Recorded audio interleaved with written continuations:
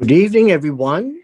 We come to chapter 39 in the book of Isaiah, and this would be, for the time being, the last chapter that we will address until the next time, where we will continue from chapter 40 onwards. Now, remember, the chapters that we have covered in the book of Isaiah, they're not very much in a chronological order, but at least the last few that we have attempted to look at would be with regards to how Hezekiah had reacted to a number of incidences. Now, we have them in parallel, where it would be recorded in the book of Second Chronicles, chapter 32. It will be also recorded in the book of Second Kings, chapter 20.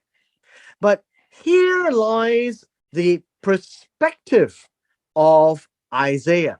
So when we covered from chapters 36 onwards, it is very much from Isaiah's viewpoint. And it's very much an expanded viewpoint that fills in a number of the details as well. Now, today's chapter is rather short. And when we begin in chapter 39, it says, at that time. And this is a time that is after chapter 38. We note that this is an event that is after 38 because of the context that is being discussed. Let's read it through so that we have a better understanding. Now we see this as Merodach Baal Adan, the son of Baal Adan, the king of Babel, the king of Babylon. He had sent letters. And then you need to also understand that besides sending letters, the person or persons, we would say, would be emissaries of the king of Babylon came together. And then also giving a present. Now, this idea of a present is a gift, a tribute to Hezekiah, for he, the king of Babylon, heard that he had been sick and had recovered. And so this has to be a time after chapter 38. Remember yesterday when we were covering chapter 38, that Hezekiah had his recovery from the boil, that he was critically ill, and applying a cake of figs over the boil had allowed him to recover from the illness, that he didn't die, and had an extension of 15 years, which otherwise he would have had he not had that critical illness. Somehow, Merodach Baal Adan, the king of Babylon, is also, I would say, a nation that is subjugated by the Assyrians. And he heard of what happened to Sennacherib. He also heard what happened to Hezekiah. And with that regard, that there was an incredible defeat of Sennacherib, and also at the same time that he had been sick. Now, this word sick, we've seen it before. It means become weak, and very weak to the point of no recovery. Now, this word recover is actually, it actually means strengthen. That's all it means. And that the English just uses it as recovered. So he became weak and then he became strong. That is the idea. And then he became strong. That change in the health of Hezekiah was something that impressed upon the king of Babylon. And I suppose it was an incredible news that He was supposed to die, but he did not die. And then there seems to be the lengthening of the daytime, that the shadow went back 10 steps, which we read, and it was in a miraculous fashion. So many things unexplainable happened. And so the king didn't come to Judea. The king sent letters, and without saying much more, also emissaries, people who represented the king of Babylon.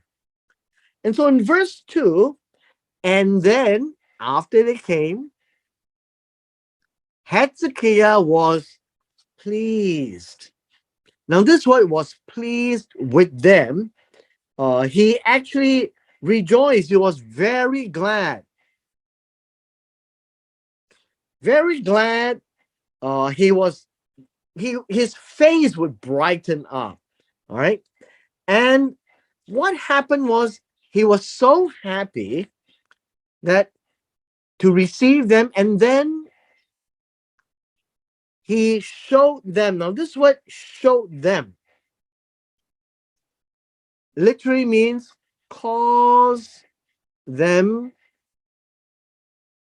to see. And what did Hezekiah cause them to see? It was the house of his treasure. Now, this word treasure, I think we need to just pay attention. It is a house of precious things. And it is being described here. Precious things in those days are maybe not quite the same as ours today, but in the description, we are told that what is precious in Hezekiah's time would be money, silver, gold, and they used money for trade. Then we have the idea of spices. And the idea of spices here would be sweet smelling odor. It's possibly to be used for uh, cooking. And then we have precious ointment.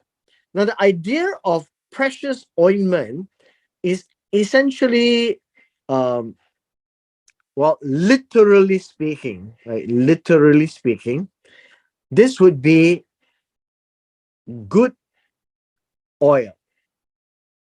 And it literally is shemen tov. Now, shemen is oil, tov is good. So this is good oil. Now, what exactly is good oil in our day and age? We would understand good oil as fine oil.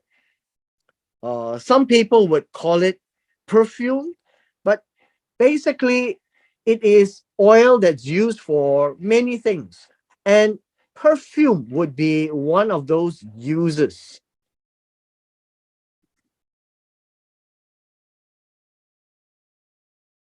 Now, in the period, even today in the Middle East, you find that this is oil, very special oil that is extracted and is used for various reasons, for ointments, for healing, for smell, right?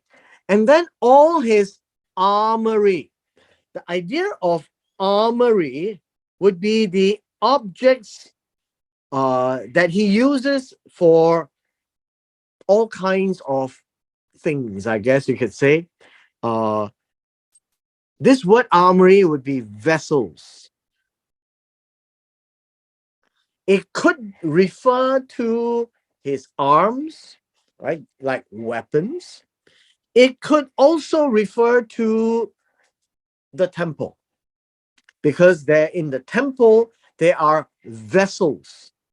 All that was found among his treasures.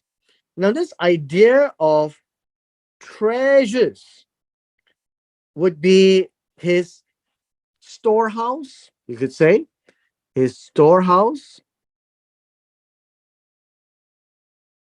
You could also say that this would be the treasury.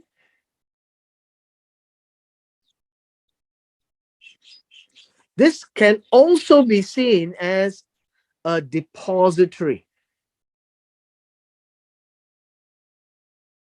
That in the possession of Hezekiah, he had all kinds of, well, we would say wealth, right? Wealth.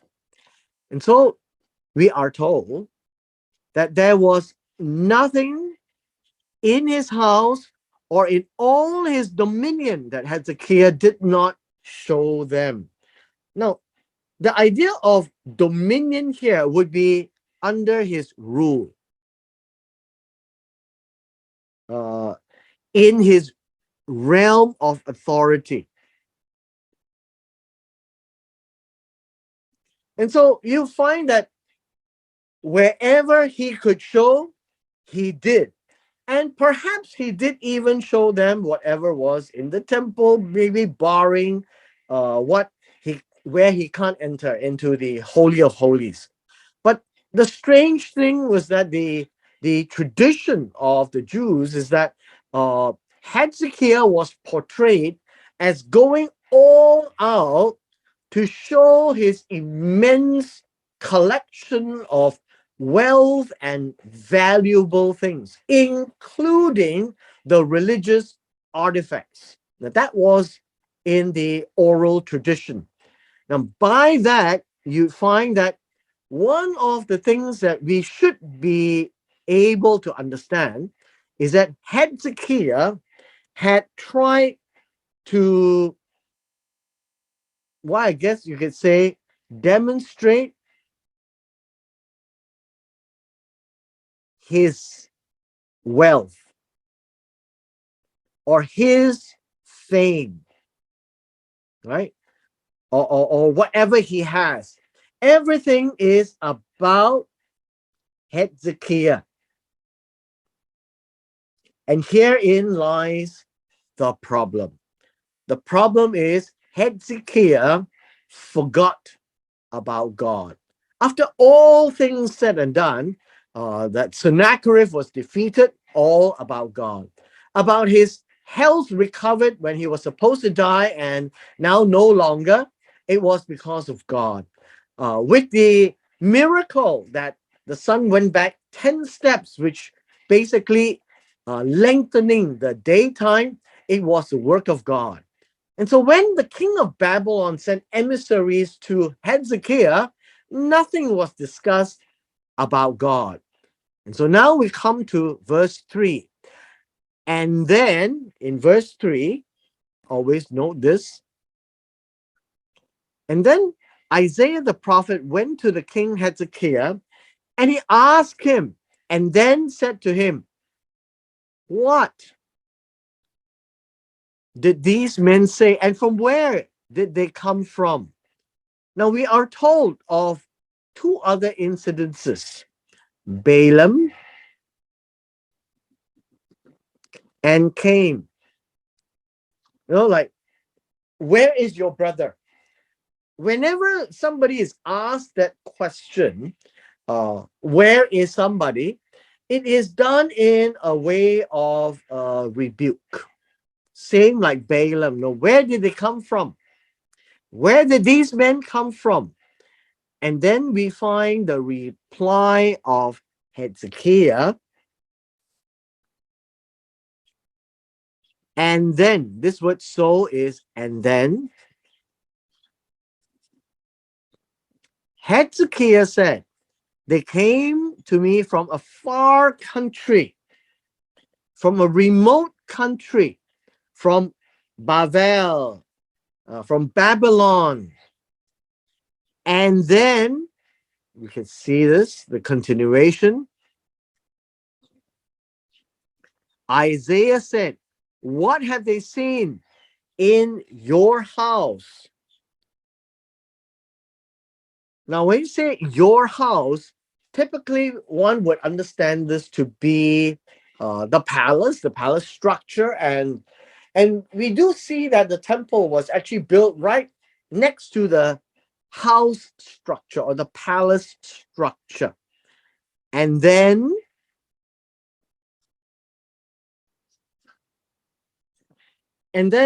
Hezekiah said this: they have seen all that is in my house. There is nothing among my treasures that I have not shown them. So the question here was, why did Hezekiah show the emissaries? Perhaps had the king of Babylon showed up, that he might want to open up a view.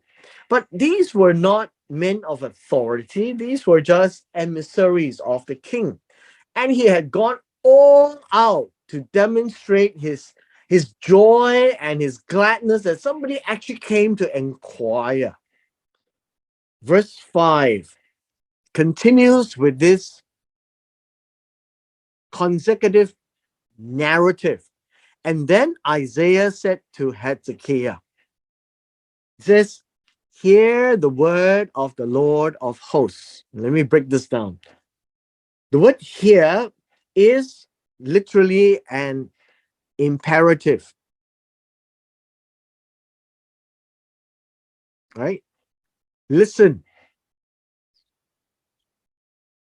And when it says the Lord, the word, this would be an issue that God wants to talk about. And this has to do with Hezekiah. Hear the word of the Lord of hosts, Jehovah Tsevaot. And these are very important words. In verse 6, it basically tells us this: behold, and this is an attention, pay attention. Look at this. The days are coming. Now, this is really to say there will be a time that will come, and it is certain, right? The days are coming, and this is certainty. But we are not told exactly when. But Isaiah is now giving a prophecy. It is for certain that there will come a point in time. The days are coming. It says, when all that is in your house, all that is in your house, everything you have shown to the Babylonians, and what your fathers have accumulated until this day, this will be the wealth, right? The wealth. And this will also be the temple implements. Everything you have shown, all that is in your house, that would be the people. And all the things, the wealth that you have until this day, they shall be carried to Bavel. They shall be lifted up. Carried away is lifted up. So there is a prophecy that everything Hezekiah shown, one day it will not be there. One day they will be carried off to Babylon. And the second part of the message is this: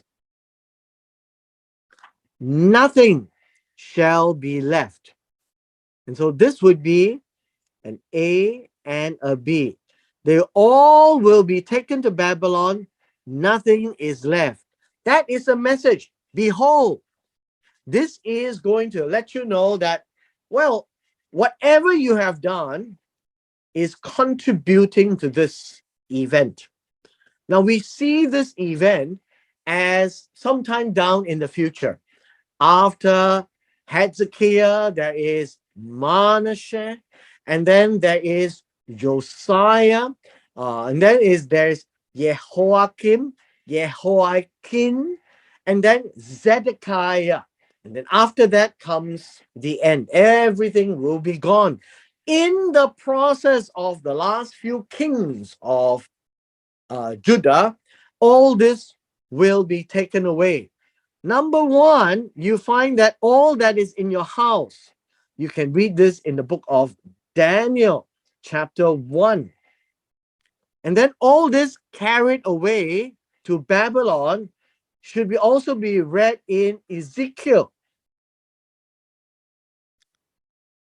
It is important for us that whatever has happened, where whatever is being taken away to far away lands, would be also in Second Chronicles chapter 32 as well, right? Second Chronicles 32.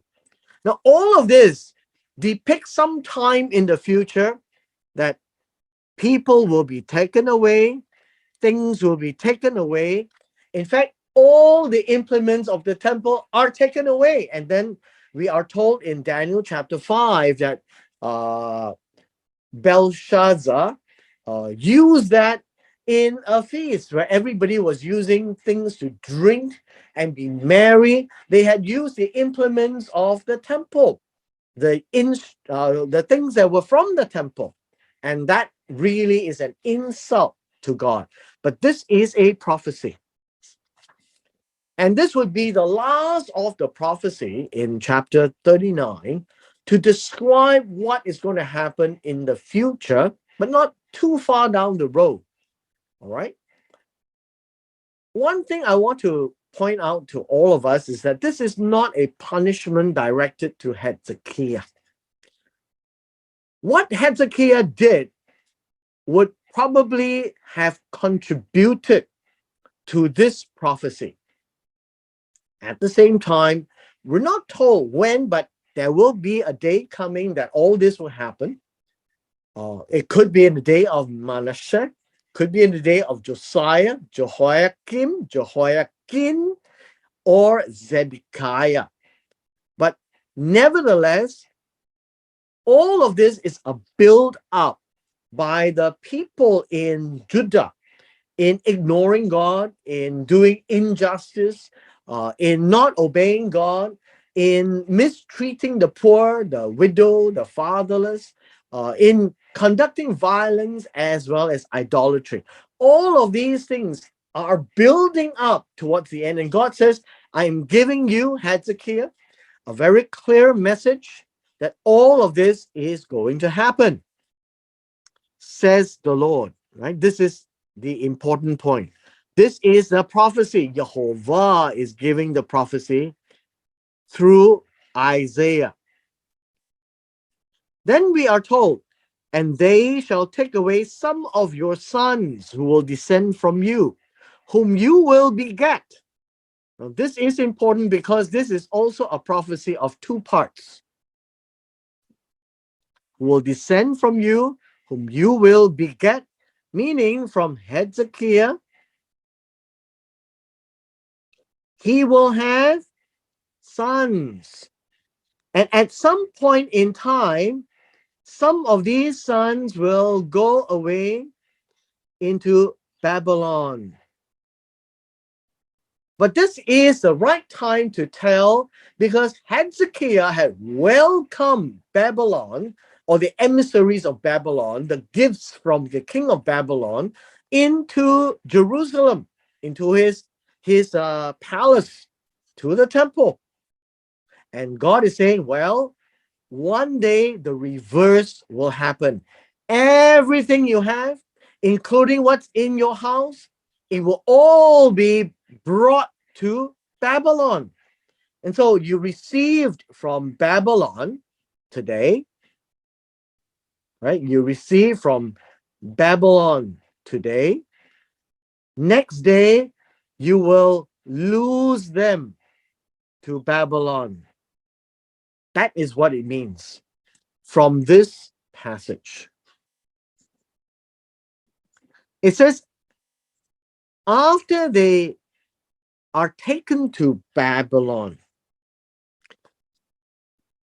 the takeaway and shall be eunuchs are together, right? Are together. Take away whom you will beget, right? The sons, and you will see this in uh, Shadrach, Meshach, Abednego, Daniel, and a number of all these. These are called princes.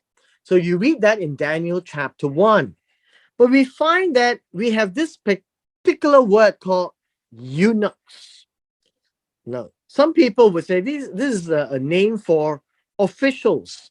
This word is saris, and it does mean official, but the official in the old days are first made into eunuchs first. Then they become officials. They are castrated, so they cannot have children, and they are then allowed to mingle with all the women in the palace. This is a very important word, and we also see this word in Daniel chapter 1, that Daniel appears to have become a eunuch, which also means that he was never married. And even until his old age, we're not told of any marriages as well as any children from any of the Hebrew children that was in the palace of the king of Babylon. And so this word eunuch should be understood primarily as eunuch and secondarily as officials, because they also became important people in the palace. This is a common practice in the Oriental sense. The Chinese emperors would do that, and so would the Babylonian Empire.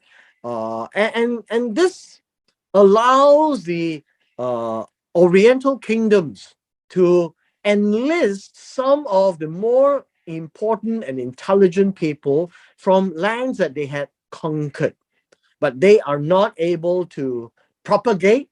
And so they focus only purely at doing work committed to the king at hand.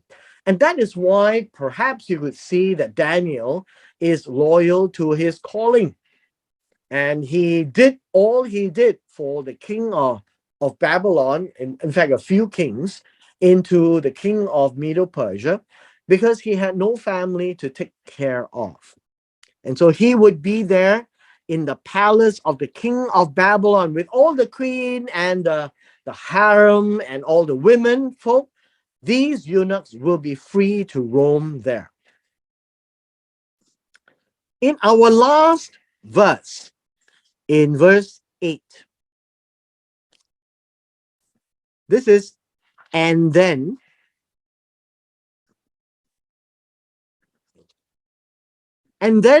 Hezekiah said to Isaiah, and it says here, the word of the Lord which you have spoken, good. The word of the Lord is the issue that is being discussed, which would be everything here. The prophecy of all that is in the house and all that you have accumulated, they'll be carried away from Babylon. Nothing will be left. And then some of these of your sons will become eunuchs. And then it says, it is good. Now, the word good here is functional. He admits whatever God decides is good. Right? Whatever God decides is good. So you find that this is in the viewpoint of Hezekiah, understanding the word, the issue that God has raised, and partially through his welcoming of the Babylonians, God is now giving back a message that in the same way, everything will be lost to Babylon. And he understood this very clearly, that it would not be in his time. And so it is also good because he would not see the downfall of Judah. And so he says this, and then the final words of this chapter. And then Hezekiah said, "At least there will be peace and truth in my days." Now, what is he saying is that he understands that the end of Judah is not in his time. And so he says that there will be shalom and there will be emet. This will be from the word amen, right? Shalom is from the word shalom, peace. And in the time of Hezekiah, they can continue to live in peace and in truth, in faithfulness to God. I think you can say that. Let me just put this down. They will continue to be faithful to God, because there will not be a downfall of Judah or Jerusalem in his days. This word "in his days" is very important, because he now realizes that his 15 years it will come by and there will be peace, and the people can continue to be faithful to God until one day down the road when all this faithfulness to God disappears, which we will see in the coming kings that replace Hezekiah. Isaiah chapter 39 marks a clear delineation to all the prophecies that describes what God is doing as a punishment to many of the nations, and to Israel and to Judah, the northern and the southern kingdom. And all that is said until chapter 39 has a lot to do with punishment, that God bringing judgment upon various groups of people, right? The Assyrians, the Babylonians, the Syrians, Lebanon, the Egyptians, the Edomites, the Moabites, the Ammonites, including the Israelites, both northern and southern kingdom. We have covered many, many prophecies.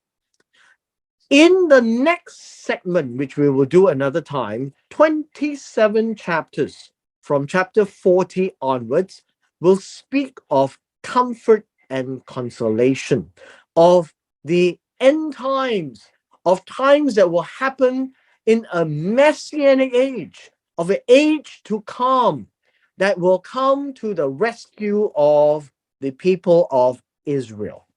And that we will study in another period of time. And with this, we come to the end of this segment in chapter 39.